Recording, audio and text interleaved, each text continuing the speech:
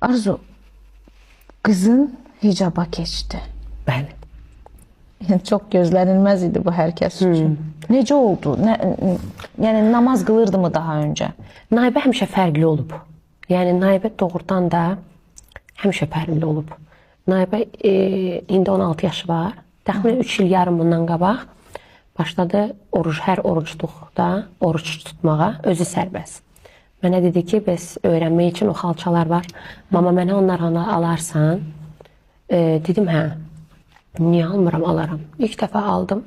Başladı orucluqlarda oruç tutmağa, namaz qılmağa və bu 2 il rahat belə davam elədi. 3-cü il gəldi mənə dedi ki, mama, bəs mən hicaba keçmək istəyirəm. Təbii ki, biz atası ilə dedik ki, qəti belə bir şey mümkün deyil. Çünki bu yaş üçün hələ qərar çox tezdir. 15 yaşında olub bu söhbət. Dedi ki, mümkün deyil. Ondan sonra bir müddət Naibə dedi ki, istəyirəm elə. Həmişə onun sevgisi var idi, o qızda o var idi. Yenə də mən nə qədər müasir olun. Yəni, hər insanın özündən, içdən gələn bir şeydir. Son bir 10 gün bundan qabaq məni yığdı, ağlayırdı ki, bəs mən artıq istəyirəm, sən mənim qabağıma alırsan. Ağladı. Mənim yuxularıma girir, icazə ver mənə.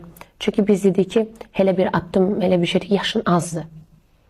Yəni, bu qərarı 3 il sonra deyə bilərsən, istəmirəm. Vaxt var. Yəni, ola bilər, gələcəkdə bunu eləyə bilərsən, amma bu sənin təsir eləyəcək. Həm Avropa kimi ölkədə yaşayırsan, yenə də başı bağlılıq biraz orada çətindir. Düzdür, çoxdur bizdə orada.